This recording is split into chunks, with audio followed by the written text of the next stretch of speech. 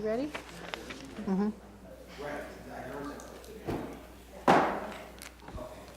Good evening, everyone. I'd like to welcome you to tonight's school board meeting, April 10th, 2018, and it is a regular meeting. Melissa, call to order, please. Yes. Kathleen Abrazizi. Here. And I see that Jason Cipriano is presently absent. Caitlin Parnell. Here. James Sweetie. Here. Karen Yasenka. Here. Sophie Chiricello. Here. And also seated at the board table is Assistant Superintendent Dr. Roxanne Wilson. Would you all please stand for the pledge? I pledge allegiance to the flag of the United States of America and to the republic for which it stands, one nation, under God, indivisible, with liberty and justice for all.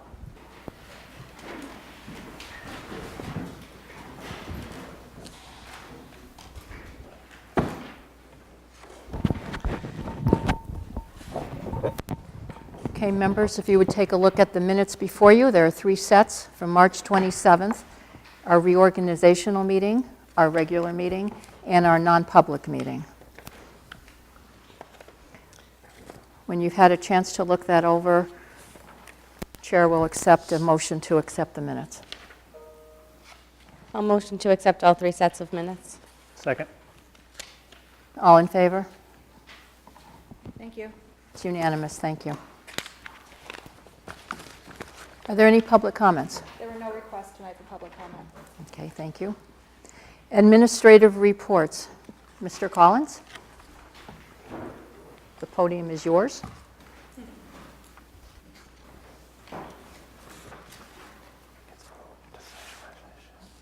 I just want to update a couple of the notes that were in my report there, just to update a little bit. The number grew, 479. We picked up another one today, but I did get a conversation with a parent that we may be back to 478 in a couple of weeks, so we're still up there growing. On the kids' vote thing, we had a lot of fun. We did the pajama days and the afternoon recess with the kids. We had a lot of fun playing with the kids, and I've convinced some first graders that, yes, Mr. Collins does wear his tie with his pajamas at night, so there's a story behind that, but that was one of the fun things about the day. Just want to add a couple more fun things that we are going to be doing with the kids. Bruins Day is Thursday because the sports fans know that the playoffs start Thursday night for the Bruins, and on Saturday the Celtics start, so we're having Friday Celtics Day. So if you come by school on Thursday or Friday, you might see little Bruins and Celtics walking around the building. Destination Imaginations, it's a joy of mine to go watch kids just be kids and do a great job. Last Saturday, I was really impressed with our 3rd grade team. They're competing against 3rd, 4th, and 5th graders. They did a fabulous job. They didn't walk away with any new awards and prizes and stuff, other than the fact that they just did a fabulous job. So we did a few things around the school day to sort of say thank you to them for doing a great work. The coach, I spoke with her again today. She was really impressed with the teamwork and all the great things that the kids did. So I do know there's a lot of conversation about getting the teams back together next year, and both of the teams are competed this year, so that was just a wonderful experience for those children. Kindergarten, preschool, it's going full tilt. Phone calls are coming in. Our enrollments are coming through. I will tell you that the preschool enrollments is doing a little bit better than we did in the past year, so hopefully that continues down that path. And the kindergarten forms that are due, I just want to say this, if parents are watching me on television, I'll say it once again, there's a big deadline the Friday before school vacation to get in a form if parents really want their preference for half day or full day. For those that have gone through the process, you know that is the first deadline to get things done. So hopefully beyond there, we're okay. Report cards go home on Friday, which is great. Another wonderful multicultural last week. We do have the STEM ambassadors, which is that group that did a program at our middle school. They did a fabulous job. They were scheduled to come on over to the central school, but we lost it with one of those weather days. So they are going to be back at the central school next Tuesday. Mrs. Weiscarver's coordinating to do it throughout the building. It's a great thing. Garbage Gorillas, there's a little bit in there. They've been at our school before. This is when third graders literally go right straight through the garbage, and the people that come with them do a training with the children to understand what could have been recycled and what really truly needs to go into the trash. It's a great experience with the third graders, and they have all sorts of precautionary pieces. It's actually coordinated by Ellen Cabral, who's a wonderful parent at Central School. She's also the chair of the recycling committee here in Hampstead. Third grade, just before we go into school vacation, our building is like something going on every 15 minutes. It seems like there's a concert Thursday night with the third graders. That's the day after we're doing the Garbage Gorillas. We're doing an all-school meeting on the morning of April 20th. The focus on this one is going to be about recycling because Earth Day is here, and we do some things with recycling, and we got some other community work going on. Many know about our first grade mall. So the first grade mall is happening the morning of April the 20th. And we're all going to go on vacation the week of 23 to 27 to recover from the busy week just before. So there's a lot of stuff going on. Looking ahead, the excitement of state testing is going to be in wrapping our school. I can tell you right now, we're finalizing the schedule with our teaching staff, but the third graders and the fourth graders, Central School, are going to be doing the new test called SAS. But we're looking at the first couple of weeks of May. We've also adjusted our iReady and stuff like that, so we'll be posted on the website so parents have an idea exactly who, what, when, and where. So there's letters that go out to parents with notifications and blah, blah, blah. But thank you. Thank you. Any questions, Mr. Collins? Thank you. Mrs. Denola, what's happening at middle school? What isn't happening at the middle school? It's been very, very busy, and I'm sure I did not put everything on here, but for the sake of timing's sake, I'll just give you the highlights, and I'm sure in a couple of weeks I'll have more to offer you. We have 23 of our 8th grade students participating in the mock trials with the New Hampshire Supreme Court. That will be taking place, oh my gosh, where is that? Did I even put the date? It's in May. I will confirm that date with you. But Mrs. Wolf has gone ahead and put that together along with an integration piece with our Spanish teacher. So the kids will be participating in a 90-minute mock trial, followed by a luncheon at La Carreta, because they have to have lunch anyways, they're on the road. So they made contact with the restaurant, so the kids are speaking Spanish the whole time with their servers, talking about appropriate ways of eating the different types of foods, and it'll be a challenge for them to stay in that language for the entire time. We have the New Hampshire District Oratorical Program. This is another student who's going forward in this realm, and it's Ben Adams, who was, if you remember, he was the child who played Lurch in the Addams Family. So as well as he is in theatrics, he's doing a really nice job in presentation of an oratorical setting. He will be competing at St. Anselm's College on Saturday, April 14th, and I will let you know how he fared at that state-level competition. And Miss Ellie Crump, another 8th grader, she came in 3rd for the district. We have a little 5th grader, Juliana Kaika, and she was selected out of she was one of 31 state semifinalists from 502 entries throughout the state for the 218 Letters About Literature competition. This is another writing competition that they pick an author and they write to the author about their thoughts about their writing, and the author writes back to them, and it's really quite it brings it alive for the kids. And so this competition is sponsored by the Center for the Book at the New Hampshire State Library. And I thank Mrs. Maroney for connecting our children with this opportunity. Our Take Flight, the 7th grade will be experiencing a field trip on May 18th, and we have set up a date for parents to come in on May 2nd to talk about what this field trip entails and any questions they may have. The 7th grade teachers will be there along with Mrs. Rubin, and we may have a representative from that center come as well. So I'm hoping our parents will find that informational. At the Hampstead Library, in Hampstead, New Hampshire, please, if you're there, go to the second floor. Our students have participated in a student spring art display. It was lovely. They had an open house and a reception, and all the art is there through the end of April. And I thank Mrs. Downey for putting this together. It's a lot of work with framing and transporting, and she spent a lot of time putting our kids' art first and mingling with the parents and celebrating our kids' visual arts. Our students on Tuesday next week will be traveling. Seventh graders will be going to the Currier Museum of Art. This is an integration opportunity between Mrs. Nadig's social studies curriculum and Mrs. Downey's arts curriculum. They'll be making connections between the cultures and the art forms and making those connections, which the Currier is just a beautiful, beautiful place. It's one of the top small museums in the country, and I think it's a jewel that hasn't been tapped for quite some time. So I'm very glad our school is taking that opportunity. The Tiger performance, Plymouth State University was here last week, and they did an empowering presentation on I've Got Your Back. And it's all about being an upstander when you see someone that's not being treated kindly. What are the things that you can do? Find an adult, say not okay, and empowering our kids to look out for those that are not being treated kindly. Then our anti-bullying club is back on tour.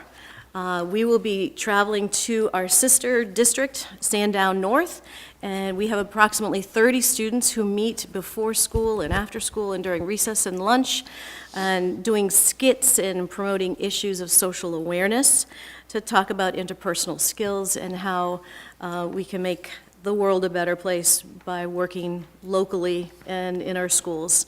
And so the middle school students are going to reach out to the younger students at Sandown North. And just a little ad hoc over here is that looking at our discipline referrals for the year, we do look at these things and any trends we see in discipline throughout the year.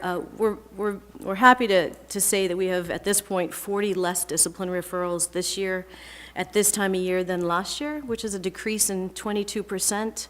So we're really working hard of talking about the social emotional learning aspects and using common language when addressing issues of concern. And so I thank Mrs. Bunnell for bringing this back to life, and Mrs. Willett, and giving these kids this opportunity.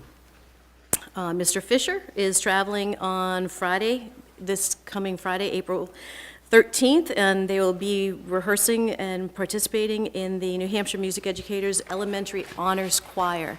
This was an auditioned piece, and I congratulate all of these students who will be performing in this day of music. And also, I'd like to absolutely encourage you to come if you're available this Friday, the 13th, at 2 p.m. We will be having our Term 3 Hawk Awards Assembly.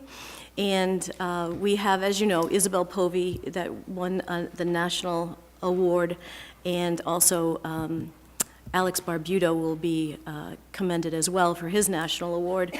And there will be representatives of the state legislature there and state representatives from Prudential to give Isabel her medallion and her monetary award. So if you can come, we'd love to see you.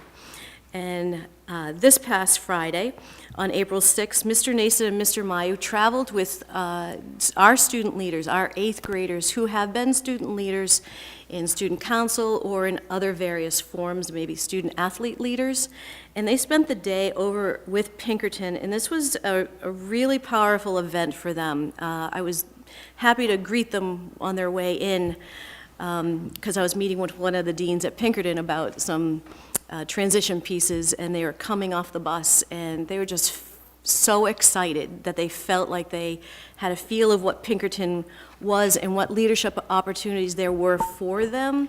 And they met students from all the surrounding towns as well as the student leaders at Pinkerton. So they already feel like there's a niche for them, they can serve there. And I commend Pinkerton for putting this together for our kids to have that conversation. And graduation has been set for Tuesday, June 19th at 6 p.m., and I will send you all a lovely invitation. And there's more stuff. Are there any questions? Do you think she missed anything? Thank you very much. You're very Madam Chair? welcome. Can I just make a comment? I've seen a lot of these director's reports over the years, and I think we're getting really good at putting concise information in here for you all. But when I read these, I cannot believe some of the things that our kids are connecting to, involved with, the awards that they're getting. And I just want to say, I know that some of this is because of the great work that your teachers are doing. I also want to commend you and Ms. Stevenson about, just how the support of all of these things is really meaningful. And that Thank goes you. way beyond just a test score. It's these things that also make a big difference. So I just wanted to express that. No, I think that you expressed the feelings for the whole board. Just about every meeting, Mrs. Denola is up there, and Mr. Collins for the Central School, speaking about some child who went above and beyond and won an award for this, that, or the other thing, whether it be in arts or STEAM. So I think we have a district we can be very proud of. So thank you. Thank you very much. Thank you. I'm going to ask Mrs. Gallagher to come up and see if you could maybe tell us a little bit about the Universal Design for Learning Innovation Network.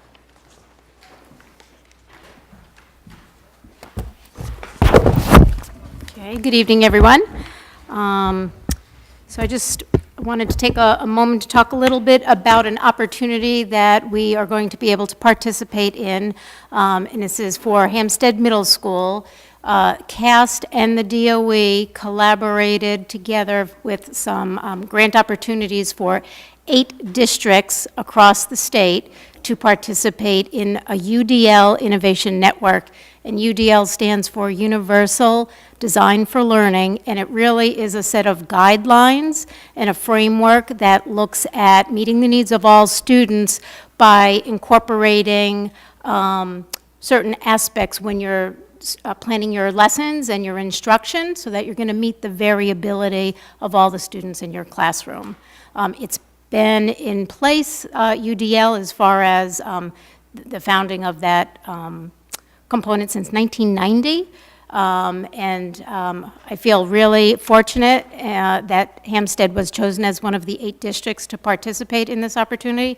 We're going to get free professional development, training, coaching over 3 years. We have a team put together.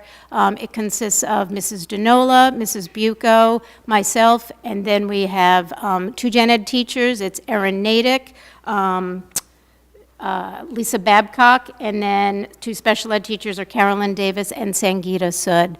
And I knew that there was an interest in exploring more about UDL, and so everyone's very excited about this.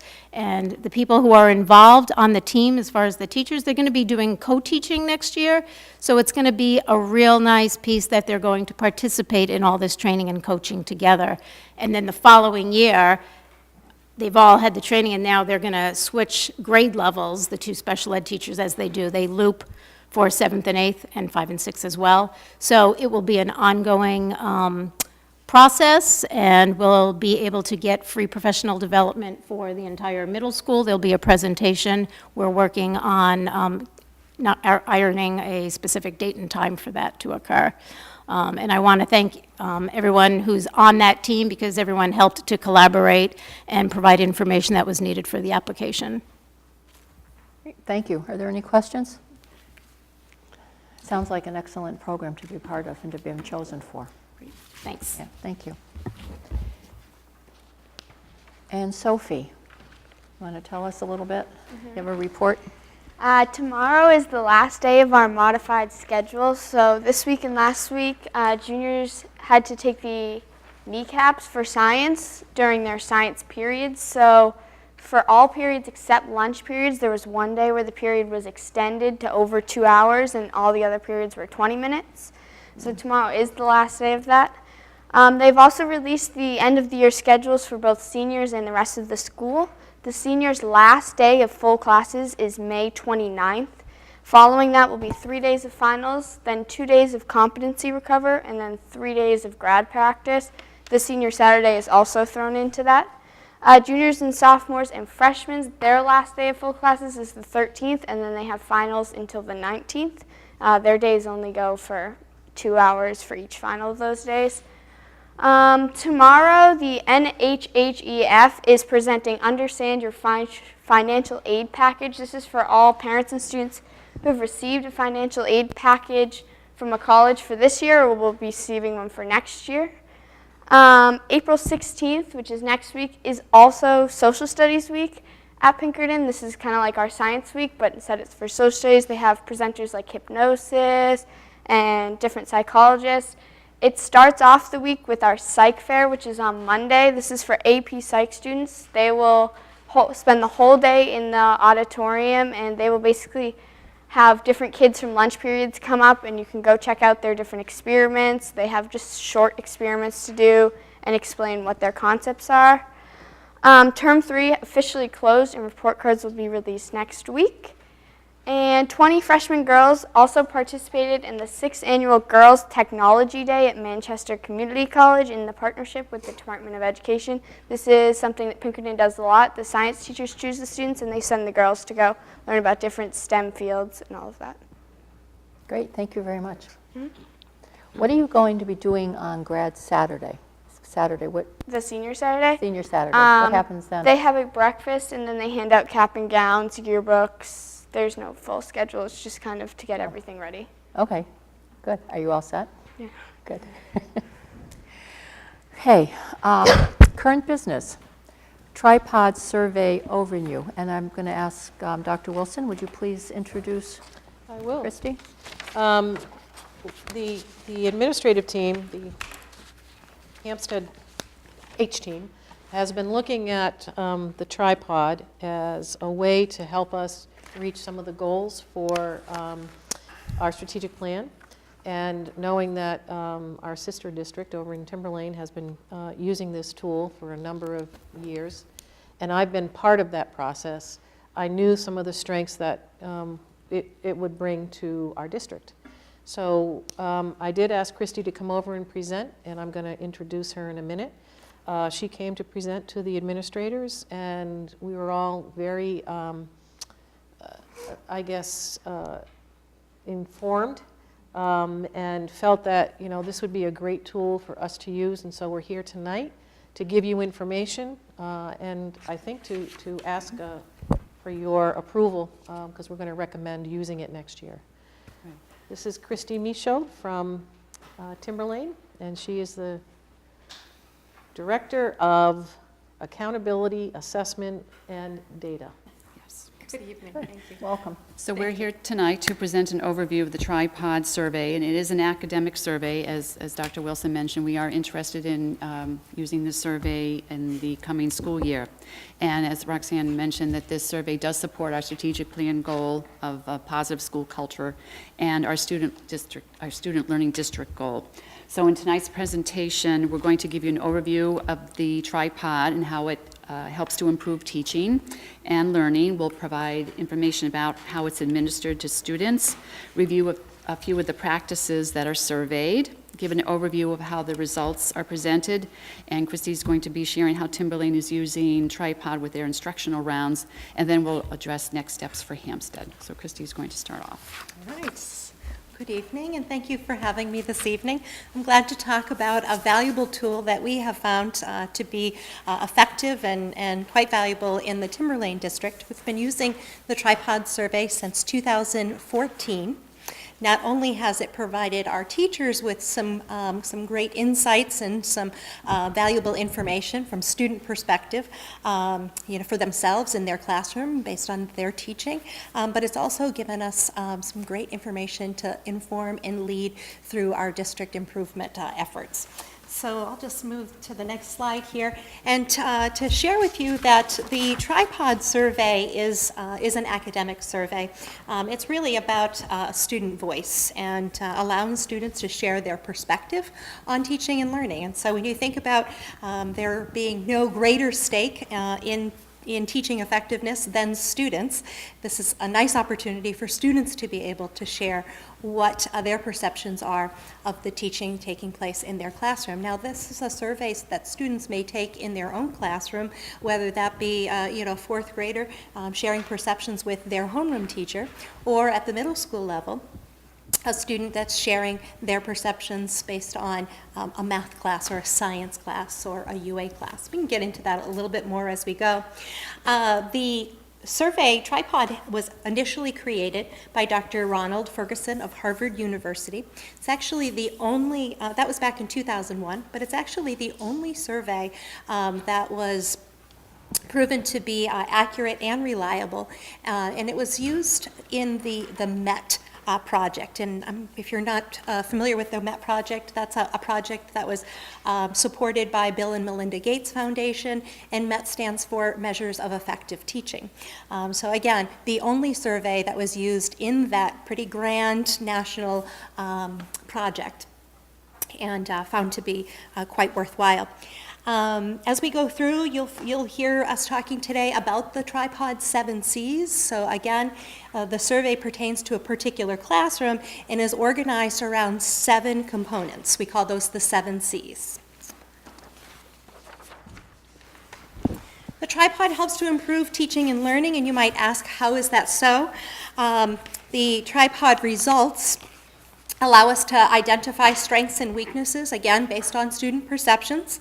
Also, the results of the tripod provide us with information that allow us to set goals and priorities around professional development. Classroom teacher receives their individual or their own results, and then as a school principal, school administrators, they receive school-wide results, which help us to kind of see what's happening in clusters of classrooms or in schools, by taking a look at the trends and the patterns that we receive from the tripod survey data.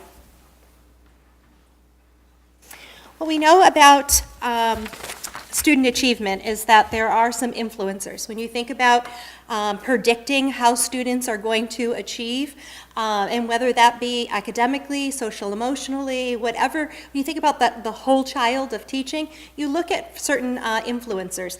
And the tripod actually hits on 3 of the main influences of achievement, and that being pedagogy, the art of instruction, content knowledge, as well as relationship building. So this tripod survey does focus on all 3 of those areas that do help us to predict achievement outcomes.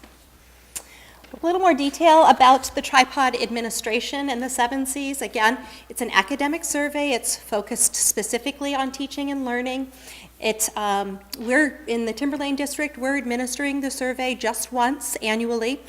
We've been administering the survey with our students in January each of the last 4 years.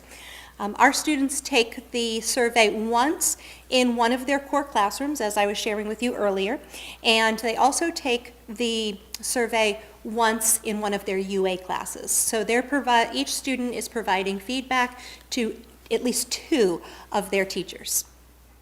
The survey questions, which we'll share with you some samples of those survey questions, they're all very developmentally appropriate. There's a survey that is specific to K2 students at the early elementary, then we have our 3-5 for the upper elementary, and then there's another survey for the middle school level. Each survey ranges. Our youngest students are taking a paper pencil version of the survey with approximately 23 questions. Our oldest students, their survey is probably somewhere around 32 items on their survey, and again, those questions are geared more to the secondary level. Grades 3 through 8 are taking an online survey. Both surveys, for the younger students as well as for our older students, is taking approximately 30 minutes. There are demographic questions that are part of this survey. Those questions there's a handful of those questions in the survey. As you might know about demographic questions, when you're asked a demographic question, it really helps with the norming process, so that as national comparisons are being made, we're able to compare the results of our student survey to other students that are similar. So some of those questions in the survey may be, are you a girl or a boy? What grade are you in? Does your family speak English at home? Is there a computer in your home? So just a handful of those types of questions are asked. And again, that's important for the norming process and does allow us to have results that are based on national comparisons, which we have found to be valuable and worthwhile in our district. I'm going to turn it over to Doris, where she is going to share with you in a little bit more detail each of the 7 C's. So the 7 C's of effective teaching. These are the set of best practices that research links to student achievement, engagement, and motivation. And I'm going to highlight the first 3. The 7 include care, classroom management, clarify, challenge, captivate, confer, and consolidate. So, one effective practice is care. Our teachers developing supportive, personalized relationships with students. So sample items in the tripod may include the teacher is courteous, respectful, and fair with all students. The teacher is consistently concerned about meeting students' social, emotional, and academic needs. The teacher provides additional help inside and outside the classroom. The second C, classroom management. Our teachers fostering classroom conditions that enable learning, monitor student behavior, and manage and redirect off-task behavior. So sample items may include the teacher explains, models, and implements routines and strategies to effectively manage classroom work and behavior. Another sample item may be materials are readily accessible, time is used appropriately, and disruptions are managed effectively. Clarify, the third C, explaining ideas and concepts in a variety of ways, checking for understanding, providing feedback. Sample items may include the teacher has expertise in explaining key concepts, the teacher models success by providing examples and rubrics, and the teacher provides specific feedback on student work. So those are the first 3. And then another C would be the challenge, holding students to high academic standards, encouraging persistence. Captivate is one of the other C's, engaging students by making lessons interesting, relevant, and enjoyable. Confer, seeking and valuing students' ideas, thoughts, and input. And consolidate, helping students to organize content, make connections in their learning, and build upon their learning over time. And now Christy is going to talk about what the results would look like. She's going to show you a sample.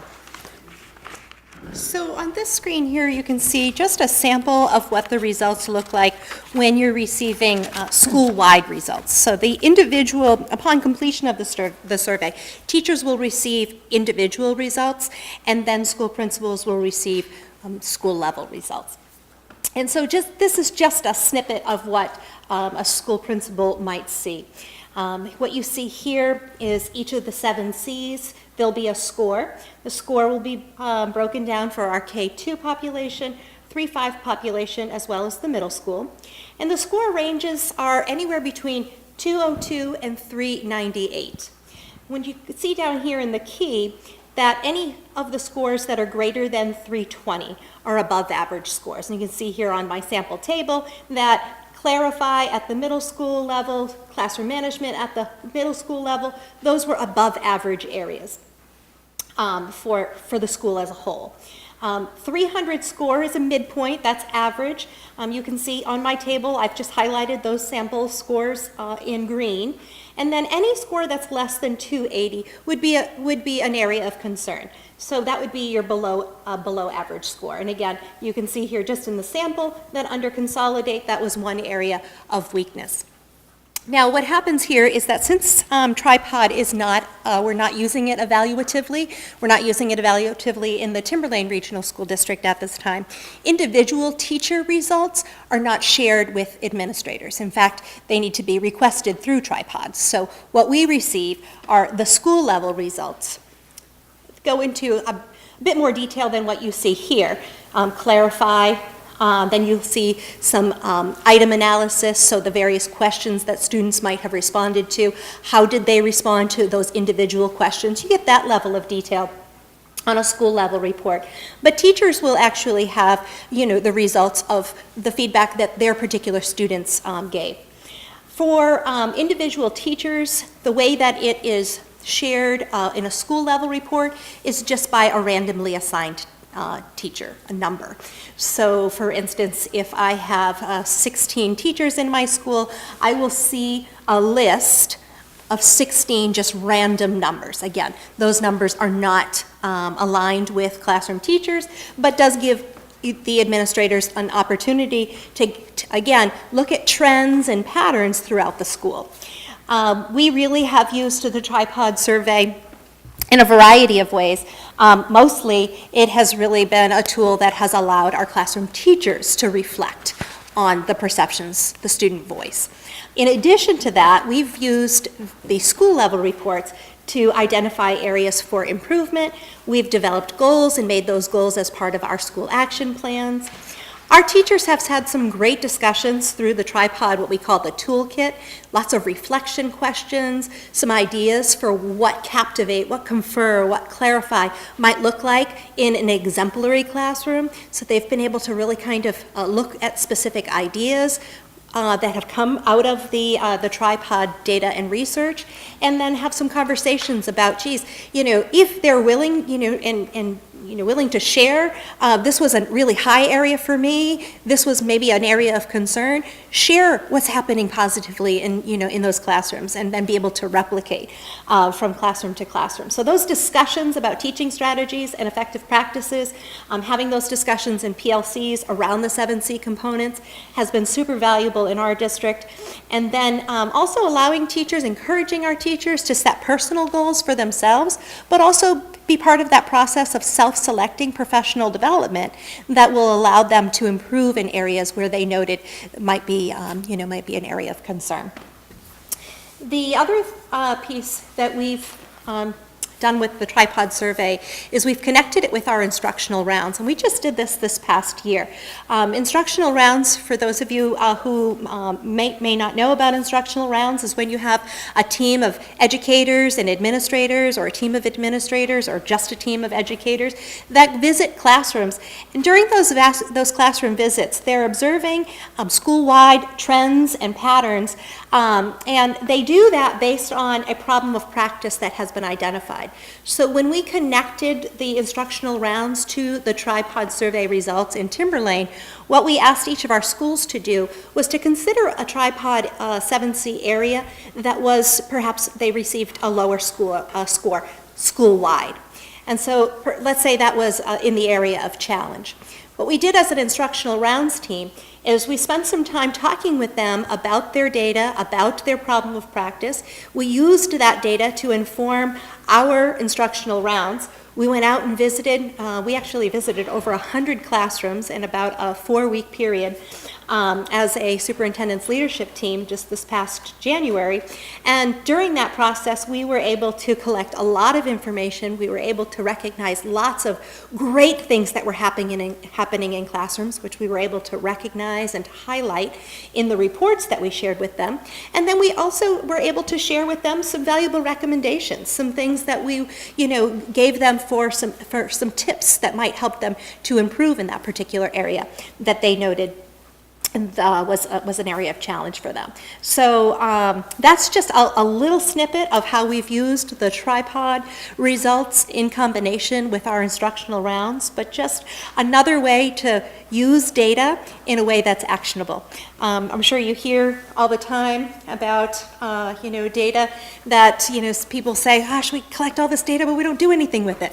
Tripod has really allowed us to use data in some real effective ways, not only for our classroom teachers, but to really help move forward our improvement practices in Timberlane. So I'm going to stop there and allow Doris to sort of talk with you about some next steps, but I want to thank you for the opportunity to talk with you about tripod, and I'll certainly be here for some questions. So we are looking at using this survey with our students next December. And this would give us time to share information about the tripod with our parents and our staff and teachers in the fall, and students.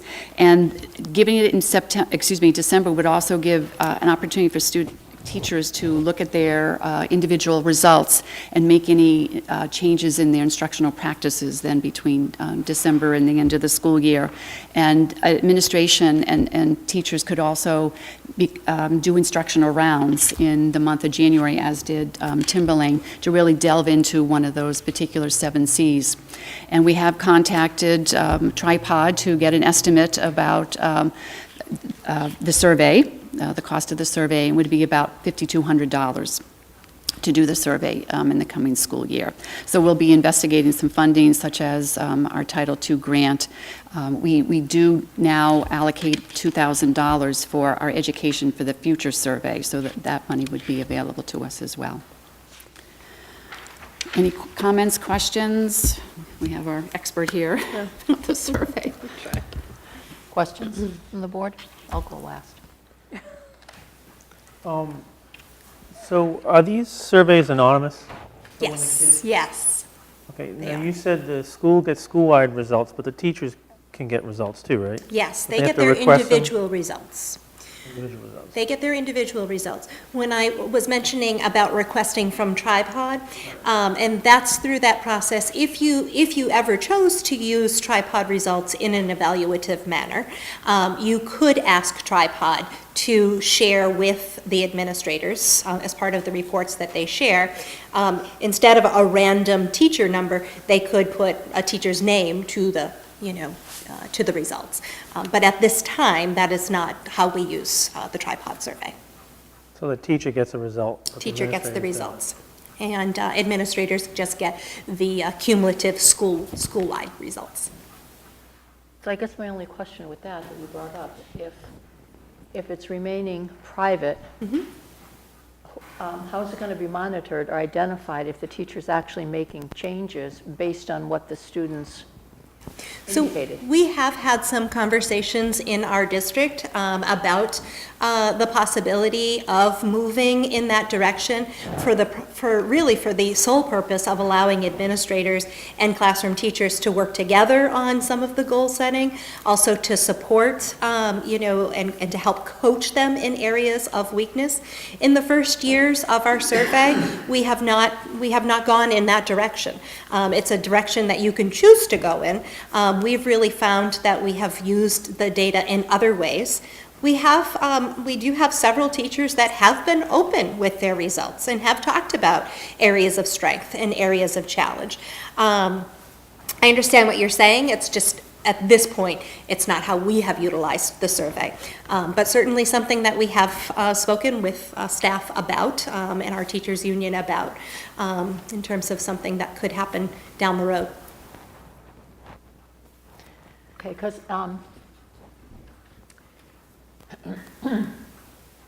because the remarks that the students make, when I was reading this, they're observational. They record their experiences.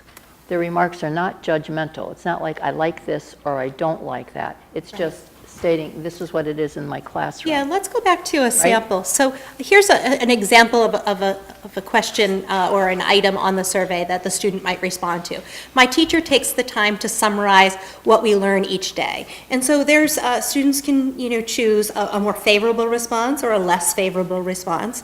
I want to say that there's a range of 5 options for the student for most questions, and so that's the way in which the students are giving feedback. They're answering based on a scale of favorability, if you will. Okay. If that makes sense. If it answers your question, I'm not sure. Yep, it did, thank you. So I think you explained this, but I want to confirm. So for our middle school students who are switching classes throughout the day, they're doing one core class. Right. And then a And one UA UA. as, yeah, okay. I just wanted to confirm we're not doing this all day long in No. 5 different classes. No. Okay. No.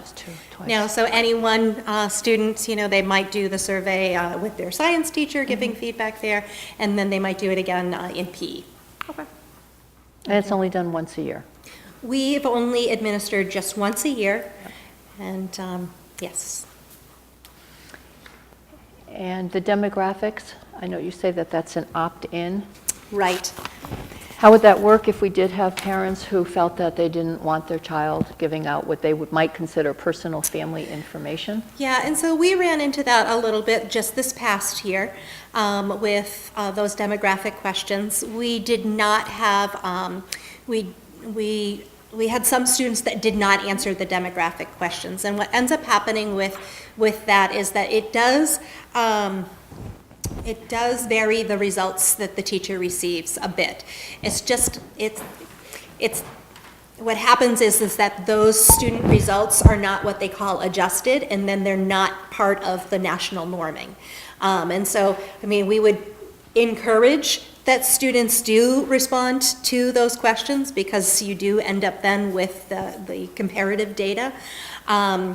I've talked with Tripod a little bit. They also have an option that you can create a unique survey specific for your district that does not include the demographic items, so students do not see them at all. I suppose you could handle it in a couple of different ways, but it'd be much more expensive to have them create a survey, specific for your district. You could also just inform the person who is administering or proctoring the survey that students that did not opt in would just not answer those handful of questions. Can you skip right over those? Can you give them an example of those questions? Yeah, I shared a few examples. Are you a girl or a boy? Is there a computer in your home? What adults do you live with? Does your family speak English? They're pretty benign, questions, but again, through the research of the Tripod survey, they have found that that they've been able to do some norming and be able to compare how our students respond to other students who respond in similar ways. I have a question about that. How are you, I guess, how would you address that to, say, a first grader or kindergartner? So you're talking about if they've opted in, whether you have whoever's administering it, certain students whose parents may not want them to answer those questions. Skip over those questions. So they would just have to point out to those students Yep, not to answer them? Yeah, they're right at the very beginning, or right at the very end. They're grouped. It's not like they're scattered Right. throughout the survey. That you would just not answer those questions. But when kids are, Doing it, something's they're not put gonna know. in front of a child, they're going to Yeah. answer it, but their parents might not want them to answer it. How are the parents going to know what they're going to be asked?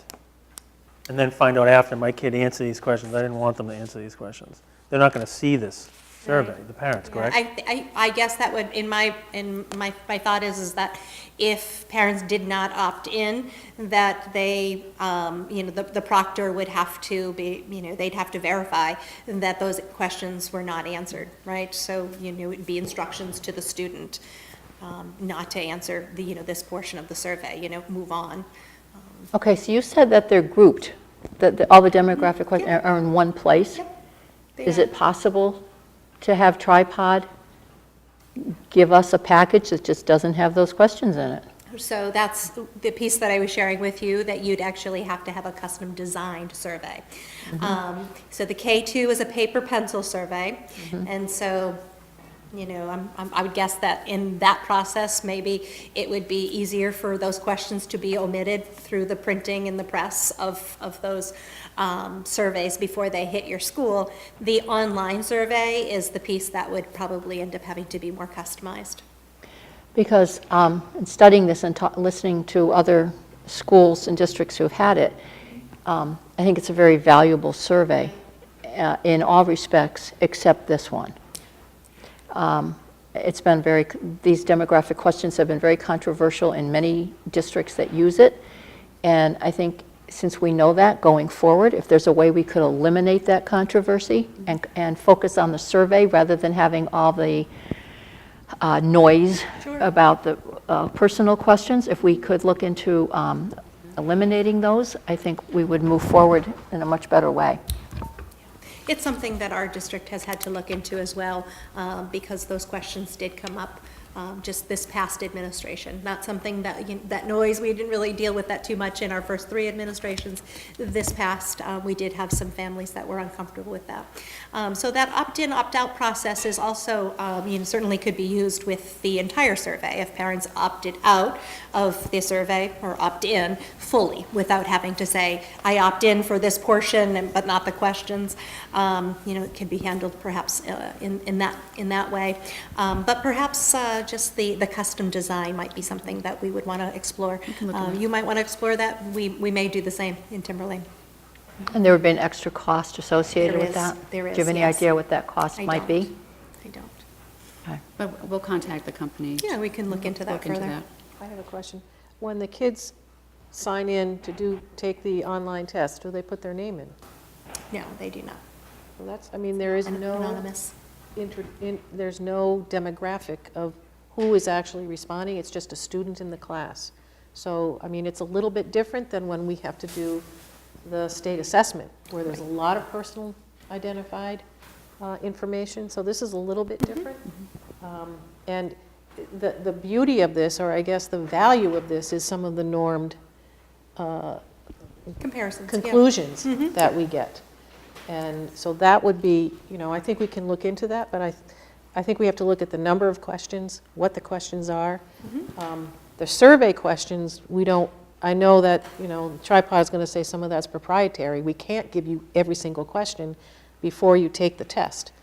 But some of the demographics, I think we can. Yeah, absolutely. And we have, if parents have been, concerned or do have questions, we have allowed them to come over and to preview the assessment. Because it is proprietary, we're not able to, make copies and distribute. But we've had parents come over and sit with us and, take a look at the survey questions. Also, those that have been, that have had some concerns with regard to the demographic questions, when I've explained to them, or they've come over, they've had a chance to take a look at those, and to know that that is in no way tied to a student entering their name or any sort of a SACID or state ID number or a school ID number, that has helped to relieve some of those concerns. So just as you pointed out, there's no connection between how they answer those questions and then their names. So that has relieved many parents that have asked questions about that and have called my office. Could you explain a little about you keep mentioning the norm. It helps with the norm. What is the norm? Yeah, so the norming process is, it's part of the meta-analysis that goes into assessments and surveys. And when you receive results, you can either receive results that are just solely your students are answering these questions, and this is exactly, you get. It's complicated, right? The whole meta-analysis piece is actually even very challenging for me to describe. But there's a process that you go through when you're looking at making comparisons to how other students, that are similar in their peer group or achieve academically at the same level. When you go through that norming process, it allows you to set benchmarks. So when you saw those benchmarks there, when we talk about, a score of 320 being above average, all of that is done through the norming process. That's the only way that they're able to tell you that a score of 320 is above average, right? They have to do some comparisons, and they take hundreds and thousands of kids that have answered these same questions. They group kids together based on how they answer demographic questions. I apologize. I think that the question we're looking at each other is, I don't know how you want to, or even want to create a norm. If the questions are, who do you live with? And No, I mean the norming of the answering of the survey questions. Someone lives with a single mom as opposed to I live with 2 parents or I live with my grandma. I don't know how that's relevant to any kind of norm, because there is no norm. Right. They're all different. Families look very different today. Very true. So when you go into the research of assessments and surveys and things like that, and you read through the technical manuals and things, they have found that students with certain demographics do answer questions similarly. And so you have to kind of go through, and you have to go through that norming process so that you can get rid of what they call all of the influencers. You have to be able to get rid of things that are outside of your control and purify, if you will, the results so that, again, I'm not a statistician, and it would be challenging for me to kind of help you to understand the meta-analysis piece that goes behind the survey creation, as well as it's very similar to when we have achievement results, assessment results. All of that is nationally normed, and students of similar demographics are compared nationally. Okay, any questions? Well, it kind of makes sense to me, just because I was looking at this and I was wondering how accurate is this even going to be, because we have 2 small little schools and we have, small little grades of 100 or so each. And so it does make more sense with the norm on the national. That helps me, so thank you for explaining that. All right, so back to the number of questions. You said for K-2 on paper, it's about 23 questions, and for grades 3 to 8, it's about 32 questions. Is that including these demographic questions or not? I do believe they do, it Including does it. include them, yes. Okay.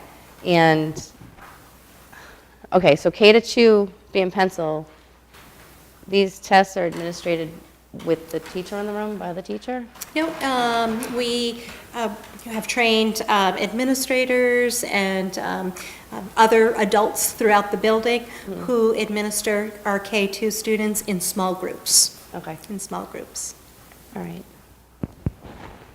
And it replaces the other survey that we're doing on the kids?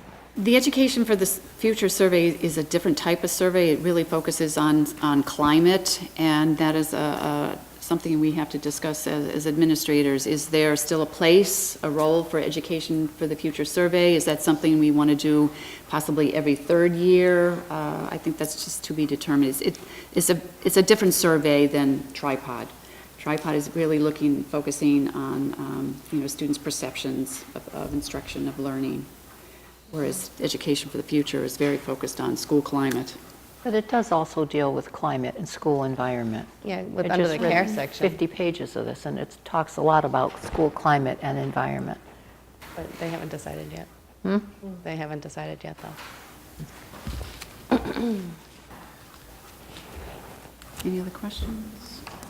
Okay, so to the results, as far as an administrator, if I'm an administrator and I'm looking at the results for a school, can I break it down by grade level or only the K-2, 3 to 5? Just K-2, 3, 5. Because our 5th grade is in a different school. So, Yeah, and I guess that's how it's set up for us, so it would be set up differently for you. Your K-2 students would do the paper pencil, and then it's, you have your, your 3, 4 would be grouped together Right. in one school, and then it's just the way in which the reports are actually created and distributed. So it's based on the dynamic of your building. all right. Yeah. It was just an example based on how we receive our reports. Got it. Has your school gotten individual reports for a teacher? No, we have not I used it just in don't an understand that. evaluative way. It doesn't make any sense to me. So the lowest score is 202. If one classroom gets 202, you're not going to see that? This doesn't make sense to me. That's like giving the kids the grades and not letting the parents see it. Well, there's lots of ways to go about, school improvement, right? I mean, if you have individual teachers, right, that might bring down, a particular score, that's an area of concern for your school, potentially. You have an opportunity as a school administrator to see all the individual results, but they're not specifically labeled with a teacher name, just a random, so Ms. Bucco is, she receives a random number, 2612, 3, 4. That's what the administrator sees. The administrator doesn't know that 1, 2, 3, 4, 6 is Mrs. Bucco, but they do see all of the individual scores. So they can look to see, is this really an issue that we have school-wide? Do we need to focus on this particular area as an entire school, write some goals, put it into our strategic plan, our action plan for the upcoming school year, or are there just individual teachers? And you know, that, again, what you're bringing up is a good point. It's possible to use your tripod results in that way. We have not yet used our results to help coach individual teachers. And what is that process? You request it from Tripod? Yep. Yep. And then they just turn that 1, 2, 6, 3, 7 number into Mrs. Bucco. I think that makes more sense. I mean, in Tripod's own report, let me just read what it said. The question was asked, is it developmental or is it diagnostic? The answer is it's both. Both student perceptions of instructional practices help identify a teacher's strength and areas of growth, providing feedback about what students experience every day. Tripod survey results provide information that teachers can use to set specific priorities for professional development and coaching support. Powerful, right? Yes, as long as that information is conveyed to the teacher and the teacher actually makes changes or follows the results. Right. If the children take these tests and identify strengths and weaknesses and the teacher doesn't change or doesn't do anything and nobody else sees them, how do we know that it's affecting change? Yep. No, you're absolutely correct. I was kind of hoping I wasn't, and you'd have No, a you good are. answer No, for that, you're because I like the idea of the No, survey you're and correct. student voice, but I think it could be a dead end. There's a student voice, but if the teacher doesn't pick up on it, and there's no oversight that changes are being made, I'm not sure that the student voice is important. Remember, too, we're also using it with instructional rounds. So the instructional rounds, remember, the instructional rounds team, you're visiting individual classrooms, and not that through the instructional rounds process are you identifying individual teachers, but you are looking at trends and you are looking at patterns, and you're providing, as an instructional rounds team, very specific recommendations. And that report is shared, with your building administrators as well as the classroom teachers. There are other opportunities, certainly, outside of Tripod that your supervisors, your evaluators, your school administrators do become aware when there are concerns. It just so happens, for us, Tripod's not one of those pieces. But walk-through data, classroom observations, formals and informals, there's lots of other ways that I would suspect that your administrators are collecting information and helping to address specific teachers, that might have some areas where they need some support. I would hope.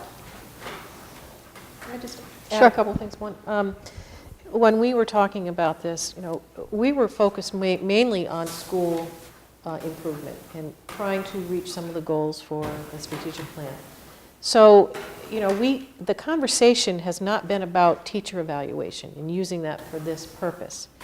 And if we were going to do that, we'd have to do this a little bit differently, because this is really around making sure that let's start off so that everyone is comfortable with it, because this is brand new for the Hsdsb team, as much as it was new for First few Timberlane. years, yep. And there was a huge response from the union when we first introduced this. And I think part of the conversation was, we want to be able to have this as a tool for school improvement. Having conversations with the union after 3 years of using this in Timberlane could be the next step is this. And so it's not taken off the table, but it is certainly, when we introduce it this way, it gets it into our routine so that we can have a tool, because right now we don't have a tool for that. And the things that we get to talk about is the instructional core, challenge. What are we doing to meet the challenge of students? How are we showing that, we care and make sure that every student feels cared about? The clarity, the consolidate. And our instructional rounds were mainly based on challenge and consolidate in Timberlane. Those were the things that we were looking at because the schools chose it.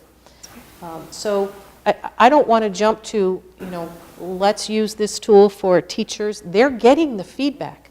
And I'm going to say 90% of the teachers who get that feedback are going to be reflective and say, wow, I need to add some goals here, or I need to make some changes, or how do you do better in this? What are some of the practices I have to have? It might be part of their PLC conversations. And that's what we would like to do, is to introduce it as part of their professional dialogue using the results. They get those results a lot with other tools. And so, I don't want to really go down that road. I want to stay in I guess, the outcome that we were looking for school improvement.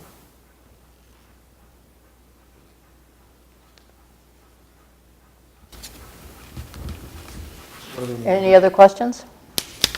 Well, they presented, and the recommendation, I believe, is that we accept this for next year, and that's what we have to decide, if this is something we want to do at this meeting. That's something we have to vote on? It would have to be voted on, and it would have to be accepted and implemented. We would be accepting it as a survey. It's a program. Right, yeah. It's a survey. I think this has a lot of value to it. I think the biggest thing for me is you're giving the children a voice, and I agree that it could be not a dead end, but it depends on who's seeing it. But I also hear what Dr. Wilson, you're saying. I would want to know before voting yes or no on a recommendation of what the cost would be to take out the demographic questions. That is what continuously is coming up in my mind. I would like to know that Okay, first. we can get that information. Okay. We can present it. We can get that information, present at our next board meeting. I think the question is Think the that's cost of making it customized. Yes, I'm sorry, yes. Because I don't think you can just, Right, no, that's what I Check it out. meant, to customize We'll it, yes. look into it. Okay. but if we do customize it, I think we're going to learn that we're going to lose this whole norming ability. So, that's the reason they've done this nationally. In your school, Information about that norming process that maybe we could, copy for you and get out to you. That might be helpful in maybe answering some more of the questions about why norm, why compare national. That might be, Well, I think we're just trying to eliminate obstacles before they become obstacles, because even in Timberlane, I know it was an obstacle. There were a group of parents that were very upset over that. So if that's something we can avoid here, I think we should. so how did you handle that? Were parents given the opportunity to see those questions, and then they were able to advise their children to skip it, correct? In the computer version, they can just skip it. They don't need to move through it before. but it did impact the type of reports we were able to get. Correct, but at least, but what was the percent of the population that answered versus didn't? Oh, it was a small handful. So Small probably handful of less parents. than And 10%, to be less honest than with you, 5%? The parents that came over, they had a chance to take a peek at those questions. Christy, could you come up Oh, and yeah, say sure. something, please? The parents that were able to come over and have a peek at the questions and understand, the use of the demographic questions, but also to know that there's nothing identifiable. Students aren't taking a survey, entering in their name, nothing that is identifiable to their child. They were relieved to hear that. So just providing them with that level of information did provide comfort to many of them. How did they know to even see the questions? Like, what was that process to let the parents know Yeah, that this was coming up and what it involved? Yeah, so a letter goes out, from my office just before we do the administration. So in December, sent out a letter to all families letting them know that our administration of the annual tripod survey was coming up in January. Also sent out a tripod or a press release that gave lots of information about the 7 Cs, different, just pieces of information that were that was helpful to a parent to know more about the survey, especially new parents that would be just coming to our district, taking the survey for the first time. So the letter, we have information on our website about the tripod survey, the press release, all of that. Did that say It's they valuable. could opt out in any of those releases? No. So they The need whole to be a little opt-out more- piece is based on some new legislation, right? And so it's the legislation around academic versus non-academic surveys. The idea of opting in, it's opting into a non-academic survey. The piece here is that we're saying, and we have, legal documentation that says this is an academic survey. It has a handful of demographic questions in it. That handful of demographic questions doesn't change it to be a non-academic survey. So the piece here that we've kind of run into is this understanding of what's an academic survey, what's a non-academic survey, what can I opt in, what's opt out. It's something that we've kind of just been dealing with in the last month or so. I know for us, we are going to, as part of our registration process and our annual re-registration process in August for families when they get into InfoSnap, that all of this information will be there for them. Variety of things that we do in our district that might have those types of questions. They'll have an opportunity to read about that and decide whether or not they want their child to participate. So we're kind of capturing that opt-in, if you will, right away at the start of the school year. Something that we're looking at putting as part of our InfoSnap registration process. Thank you. What do we want to do? For me, it's important. I like this survey because I believe it really does give the students a voice. And I think that's important. But I appreciate what you're saying about the demographics. On the other hand, there's no name tied to it, so no one's going to know that your child answered one way or your child answered another. No, it's really not about information gathering from the children as much as it is opinion gathering from the children.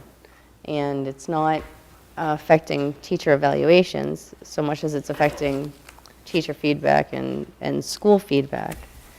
I mean, I think it sounds relatively safe, and yes, it does sound useful, in my opinion. And I think that, if this is something that the administration wants to attempt going forward, I respect that. I don't want to see it be added on to the list of things that they're already doing. So yeah, I mean, if the Education for the Future survey doesn't go away, well then yeah, maybe it's an alternating schedule, whatever, but not in addition to. And we've talked about that, making sure that, that they do measure two different things. But we've done 2 years in a row with Education for the Future. We can try this next year. We can go back to Education for the Future, to check the climate questions, because it is a little bit different. But it also captures parents' voice, which is, another thing we'd like to keep going. But you don't need to do that annually. You can certainly do that every other year. So, but we would like to start this next year. So if there's more information you need, we can get that for you. And I'm glad to hear the support generally for it, because I think there is no other tool out there that quite gives you the same information about what happens in the classroom and the important, effective practices that we want, all teachers to aspire to. And as Christy will say, when we get the results back, the 7 Cs, there's quite a few times that you see a lot of green, and very few times Lots that of great see, things happening in the classrooms, yeah, absolutely. lots of green, which is average, and I'd say very few reds, but that does tell you need to focus on that area. Okay, well, I'm prepared to, as chair, to make a motion that we accept the recommendation of the administration and accept the tripod survey for implementation into this school year, in the fall. I'll second. Is there any further discussion? All in favor of the motion? Thank you very much for your Opposed? support. No. It's unanimous. Thank you very much, and I thank think you you'll for be your pleased. Yeah, presentation. Thank you. Thank you, Christy. I appreciate it.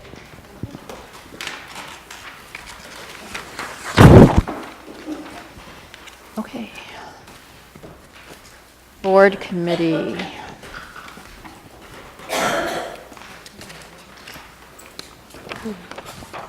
Okay, we've got our liaison assignments from last year. Does anybody want to change?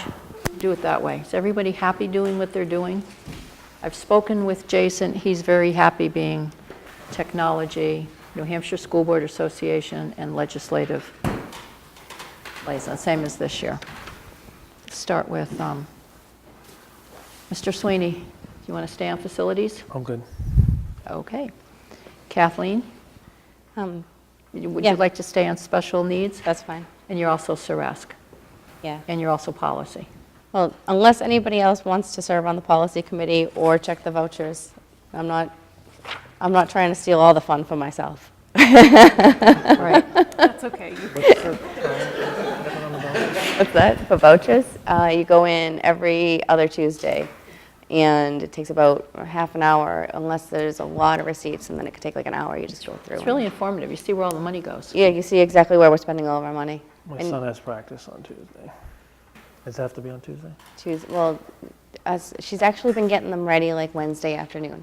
So Tuesday, all day, they're available, but Wednesday afternoon, like after 2 o'clock. I'm sorry, Monday afternoon after 2 o'clock. You're interested, I can tell. No, yeah, I just need to know that I can do it, though. Yeah, you have to make it there before 4 o'clock, because they close at 4. We'll talk. All right. So we'll leave you down for I'm now. gonna- Yeah, for now, and then if Jim is able to do it, I think he would like a chance. Well, no, I want to take it off. Oh, well, it is really interesting and really Yeah, it is. informative. Oh, not that I don't mind doing it. I Yeah. just, you're doing a lot, and I wanted to take some off your plate. I just need to make sure that I could be successful time-wise.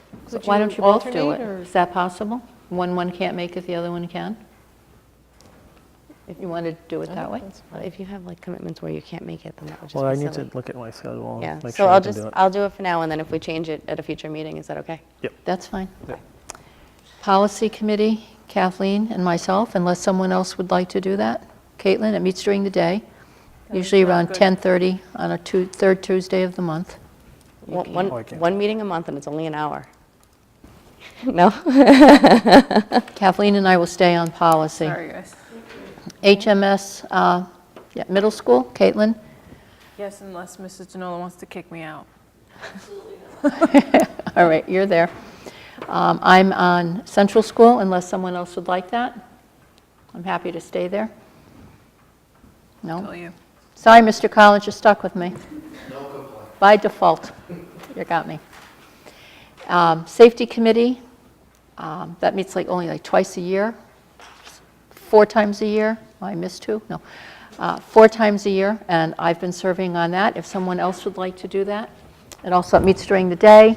It's very informative. We meet with fire and police, sometimes Homeland Security. It's interesting. What time does that meet? That usually meets in the daytime also, like around 1 o'clock. But it's only 4 times a year. It depends what time, what day it is. It's That's usu- probably it's been not on a- flexible. It's flexible. It's usually been on a Thursday, I think, from like 1 to 2, 2:33. I don't know, I can't commit to that. Well, you're I would just like going to to do have to it. give up your day job here. No? Karen, I will take that if you want, Okay. if you don't mind. No, that's fine. Okay. Which one? Caitlin will have safety committee. Okay. Caitlin? Okay. And Kathleen has Saresk, Jason has NHSBA, and I think that's everything. And Saresk should probably only be until June, when the bylaws will change. So, short window. Short window.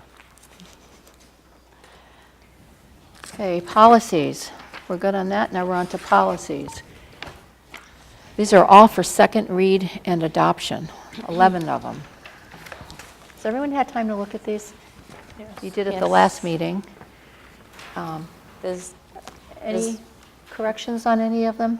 Kathleen, you said you had something. it's really minor, but yeah, I got one thing. Okay.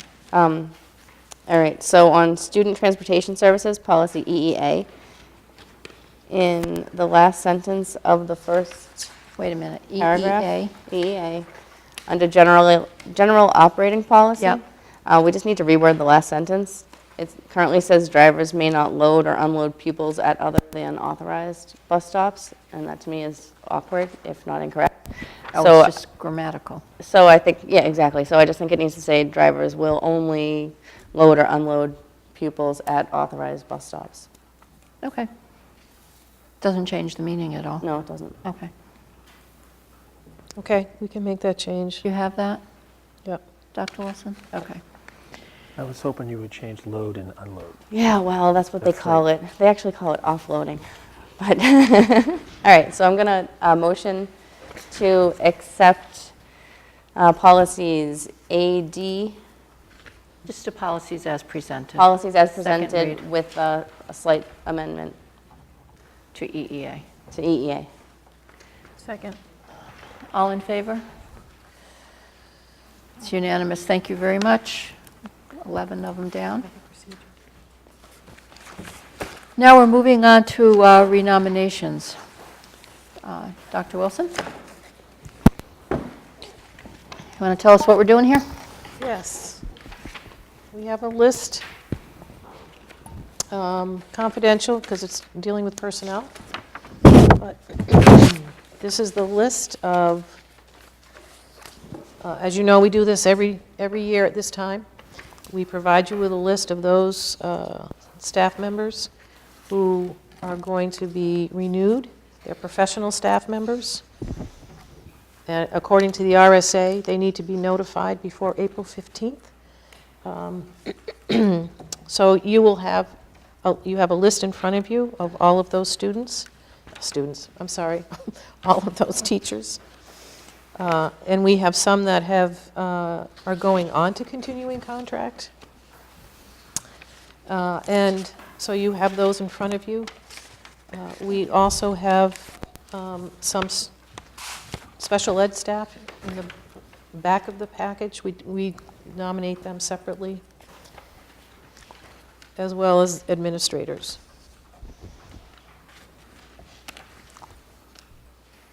So I would like a motion to accept the nomination list as presented. Well, hold on, give us a minute to look through it, Yep. since it kind of goes the long way. If there's any desire to talk about any particular person, you will have to go into non-public in order to do that.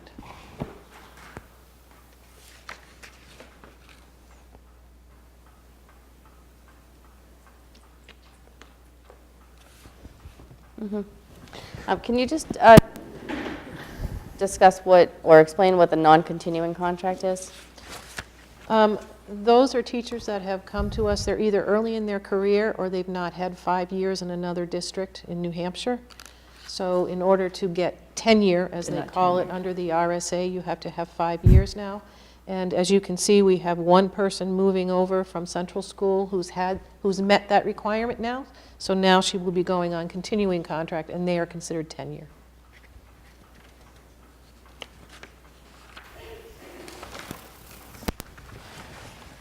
So obviously, so anybody over 5 years, they have, it's a continuing contract. Yes. That's the terminology that's used in the RSA. I just want to be clear. It gives them different rights when you're tenured. So you receive the rights of, notice and a hearing if you are going to be non-renewed.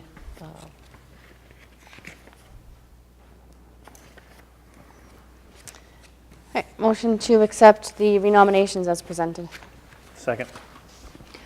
All in favor of the motion to accept the renominations as presented to the board, raise your hand. It's unanimous. Thank you very much. Can I have those passed? Yeah. Thank you.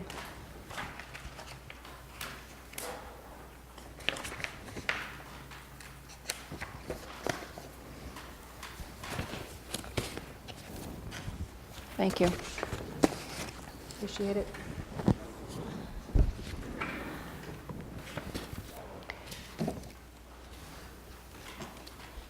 Okay, board comments and correspondence?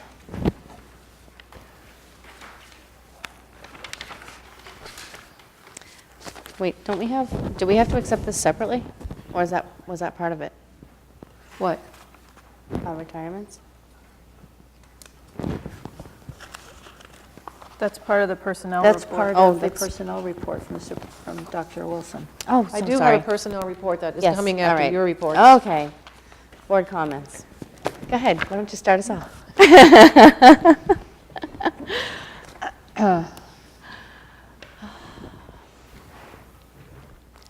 Okay. Comments. Let's have a report from our absent board member, Jason Cipriano. He and Dr. Metzler were in San Antonio at the New Hampshire School Board Association Conference or Convention. And this year they presented PowerPoint on STEAM. I talked to both of them, and it was very well received. It was an excellent presentation. They got a lot of feedback, accolades from people, from their colleagues. It really put Hampstead on the national stage. It was very well received. And as part of that, Barrett Christini from the New Hampshire School Board Association has asked them to present to the New Hampshire School Board Association. So anyway, I just wanted to report on that. I'm sure when Jason gets back, he'll tell us much more about it. But I wanted to make sure that we got that in tonight. So that was very, very special. I know there was some talk about should they go, should they present, but it was definitely a very worthwhile experience for them and for others that they shared our experience with. Good. I think that's it. Correspondence, we do have some correspondence. I believe some of that will be discussed in non-public. And I think we got the correspondence from parents inquiring about the school calendar. They're wanting to know, there was a news story, I forget what school district it was. I think it was, Londonderry? No, well, Londonderry. Londonderry was in it. I think it That was was one- Bedford. Bedford? Was it Bedford? One of the news, the Channel 9 News, they did a report We on don't have a that, though. superintendent that went from days to hours, and so a lot of our parents had emailed us Yep. a copy of this news report asking if we could do the same. I know that we've already accepted our calendar for next year.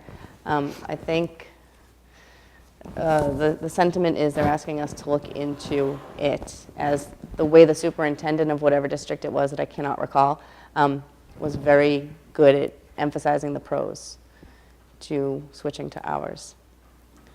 Is it possible to add? Not An for this item. year. not for this year. No. You're asking for Kind of a consideration? pros and cons information We- for us. Excuse me, we can certainly do that. You know, there's a thought that, you know, switching just to hours, we exceed the hours as it is. And we also have a contract with the union for numbers of days that teachers work. So it gets a little complicated. And we would have to have that conversation with you all to have every on the same page. But, you know, We like complicated. it'll take a little bit of work, but if you want to put that on the agenda, you know, we certainly can. Just let me know when, and we'll get some information for you. Yeah, I think it would be helpful, especially since we have people who've reached out to us and sent us correspondence. Yeah, I mean, we can't make a change this year, obviously, but in the course of next year, if it would appear on the agenda, and it would be a simple, you know, this is what it looks, the school year looks like following the hour model, and this is what it looks like following a day model, pros and cons. Yeah. That way everybody can hear it.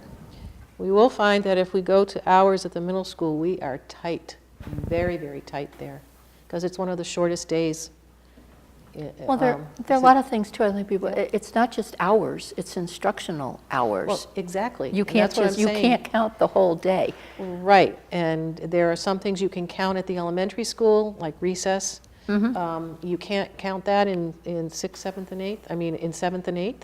Right.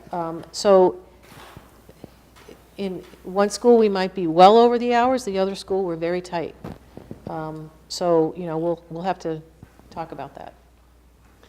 Yeah. The only other thing was, the New Hampshire School Board Association has partnered with Reaching Higher New Hampshire, and they're doing a presentation about student voice. It's at the New Hampshire School Board Association. It's on May 1st, 6 to 8 in Concord. I believe it's free.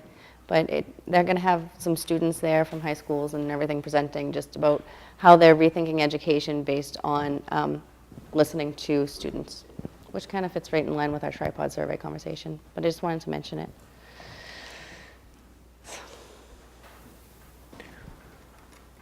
Anything else? I'm good. Okay. Consent agenda, Dr. We Wilson. do have a personnel report for you in your packet, and I do want to recognize that we do have retirements from 3 support staff. And again, they're not under the same RSAs as we are with the professional staff, with the teachers. So, but I just want to mention that, how do you pronounce her name? Maritza. I like that. Maritza Marzano, 13 years with the district, HCS. Christine Holanka, thank you. I hear an echo. 11 years with the district, and Judy Woodman, 8 years with the district. So I want to thank them for their service and certainly, you know, what they've done for the kids. It's yeoman's work doing as a paraprofessional in any one of these schools. So we appreciate their service. My report. I have a couple of things that you all did receive the information from Pinkerton Academy about the search committee. They have, as an interim headmaster, they have selected Dr. Powers, and they are going to continue with the search. So you have some of that information already. If I get any more information, I will share it with you. In your packet, you did approve policy BBBC, which was the board member resignation. If someone's term ends before their actual term, how do we appoint? You had asked me to put together a procedure of some kind. I did put together a procedure. I had all If you'd 4. like to look at that, because this is connected to the work you do, I think it's important that you see. And if there's any comments, that you can certainly give those comments to me. You don't have to do it tonight. You can email it to me. That's fine. We can change some of these procedures, but after talking with Jason and understanding kind of the process that you use, I added these steps. So basically you announce and you post a vacancy for 2 weeks. That gives people a chance to determine whether or not they want to run for the vacant school board seat. There's going to be a letter of intent that they're going to put in for why they're interested. They have to be a resident, as you know. Then you're going to review those letters as a board in a non-public meeting. And then at some point, you're going to ask for at least 3 candidates, if there are 3, to come to you at a public meeting and talk about their candidacy, which is, I guess, what you've done before in the past. And then you're going to deliberate non-publicly after the public introductions, and then you come back in public session and you announce your decision, you make a vote there. So that's the process that I was considering. So if there's any questions or concerns, let me know. But I think it's a good start. And of course, Jason will have to see it. Yeah, I think before we actually approve this, I'd like to hold off till Jason was here, since he was the one who wanted this in here. Right, and that's my intent, Okay. is just to tell you this is kind of where I've started. Yep. This is the initial draft. Okay? Got it, thank you. Teach Point, I just want to also let you know that the administrative team, the H team, we've been looking at a new vendor. You know, in this district, we use My Learning Plan, and that's to track PD. It's for professional development and for teachers to track some of their recertification hours and activities. We have been looking at Teach Point, which is a new vendor out of Boston, pretty local, web-based, and we were looking for a new solution in Timberlane several years ago. I was involved in that search process, and we have been very happy with the results. I brought it to Hsdsb. We did another review of it. We looked at it. Same type of response from the administrators in terms of the ease of use. Teachers liked it better than My Learning Plan. It costs less than My Learning Plan. So we are looking to transfer a lot of data over the summer. We have to put our own forms in. It's very customizable. One of the best supports I've seen for vendor supports in a long time. Call someone up and someone answers the phone and you talk to a real person. And this is the way they've been doing it, their business for the last couple of years. So we are very interested in using this. I'm not asking for your approval. I'm just letting you know that we are looking into it, and we'll probably do something with it over the summer to use it as our tool for teacher professional development tracking, and also to use it for teacher evaluations and put their forms in there. There's a whole online process. It's much sleeker, and teachers can see everything in their dashboard and see exactly where they are in the process for both of these tools. So part of our next step would be to also talk about this with some of the teachers, because we haven't gotten that far, but I at least wanted to let you know we were looking at that. And then facilities needs, especially at Central School. We spent some time today. We met as a team looking at just how the dominoes are going to move to bring in the students from the portable. So I commend Mr. Collins for some of the work that he's done, and really making sure that he's looking at all aspects of what's needed for each program. So right now, we're still working with Mr. Gary. We have a good sense of how we're going to move things around, and making space for ventures, for music, and moving the special ed district offices over to the middle school so that we can use some of the space that is now vacated by special ed offices for some of the OT, the speech, some of the more tutoring type activities that need to occur with kids in a small office area. So we're excited about that aspect of trying to accommodate the middle school special ed office over there. So and the SAU school board meeting is April 18th, the spring meeting. I think you're all aware of that. Yeah, we're aware of it. Don't be too excited. We're not.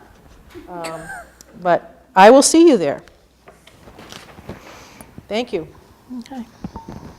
Move to accept the consent agenda Second. as presented. And I just want to say thank you to Ms. Maritza, Mrs. Polanka, and Mrs. Woodman. Yes, and we wish them well in their retirement.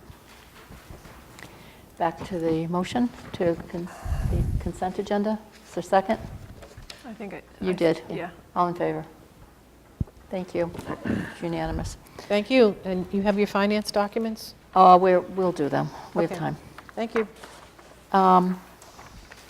Other business. I have been asked by the current chair of the SAU board, and I guess she's also the chair of the Timberlane board,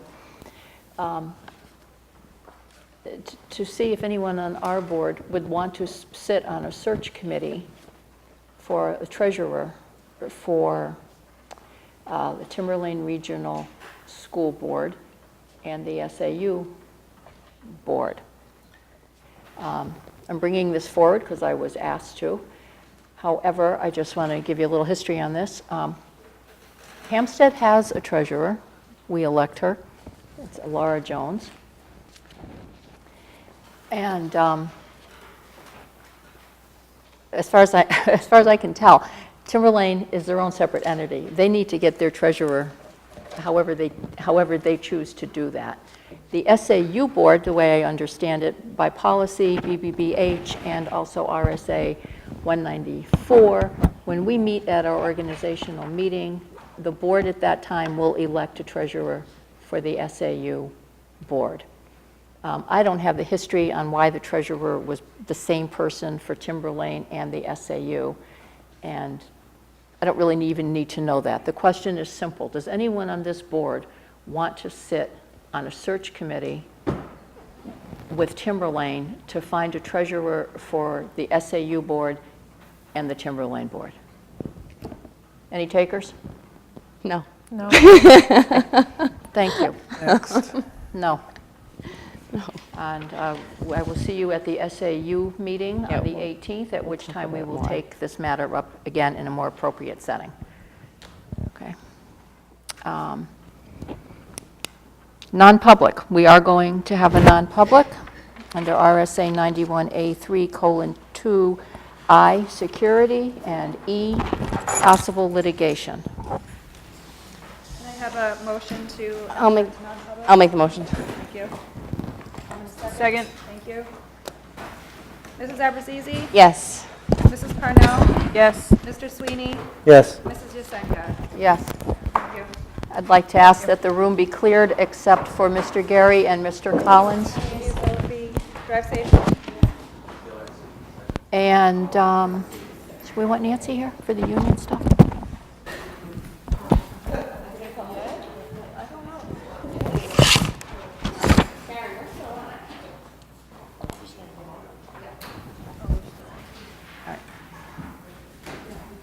Cable, we're going into non-public.